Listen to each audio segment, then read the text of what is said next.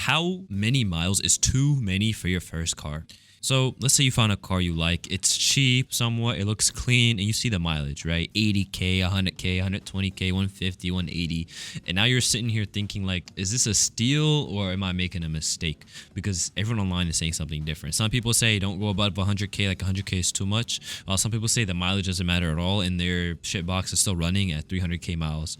So what is actually true? So the thing here is the mileage by itself doesn't necessarily mean anything, but at the same time, it could tell you everything about a car, and it's kind of confusing, and this is where first-time buyers mess up, so I'm here to fix that for you. So the reason why people think high mileage is bad is because people see 100K miles and instantly think like the car is aged, it's old, everything is rusted, and everything's about to fall apart, but that is far from the truth because some modern engines and even older engines can get up to 200K plus easily, depending on the engine and the car. So the number itself isn't the problem, it's what happened during those miles and what company owns the car and what type of engine it has. So it's pretty simple. Let's talk about a couple things of what a high mileage car actually means. So what does it mean if a car has gotten to 100K miles, 150K miles, whatever? It just means that there has been a lot of wear and tear on the suspension, transmission, the parts of the engine. There are a lot of parts in the car that at this point have been aged and have been strained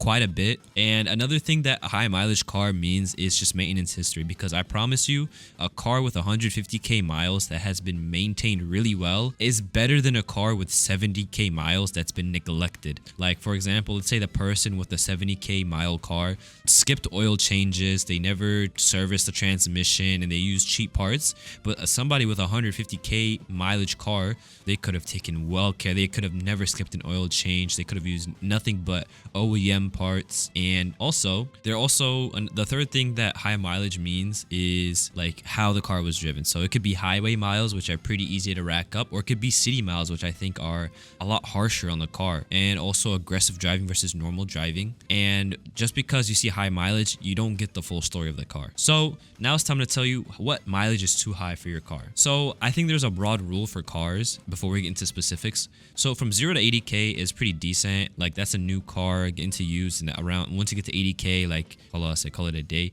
80K to 130K miles, that's like the middle zone. That's kind of high, but it really depends on the maintenance history of the car. If it had good maintenance, I'm not gonna lie, the car is literally gonna be running perfect. Now 130K to 180K plus miles, not gonna lie, I don't consider buying this type of car with this type of mileage. It's too risky.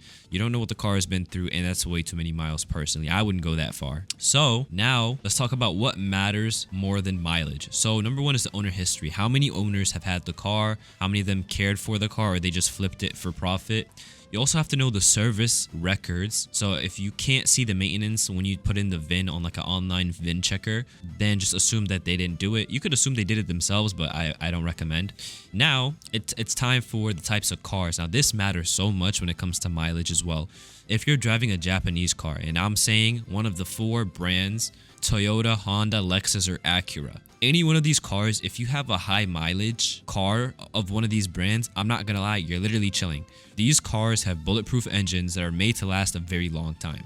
Now, if you're driving a BMW, a Mercedes, an Audi, a Jeep, an American car, anything that's not Japanese, I'm not gonna lie to you, you're cooked. Or unless it has a B58 engine. Yes, there are other cars out there, very specific cars, maybe a 370Z, maybe there's some Nissans out there where it has high mileage and it runs like mint. But I'm not gonna go through the select cars. I'm just gonna say a general rule. If you see a Toyota badge, a Honda badge, an Acura badge, or a Lexus badge, 99% chance you're gonna be okay, right? That's why people don't prefer Germans. And now the biggest mistake a lot of newer buyers make is they try to get the newest car for the lowest price, but I promise you it's way better to get an older car with slightly higher mileage, because at the end of the day, they're built to last longer, they're built better, they have better interior quality, better engine quality, and it saves you thousands of dollars. So what should you actually do from shopping here on out?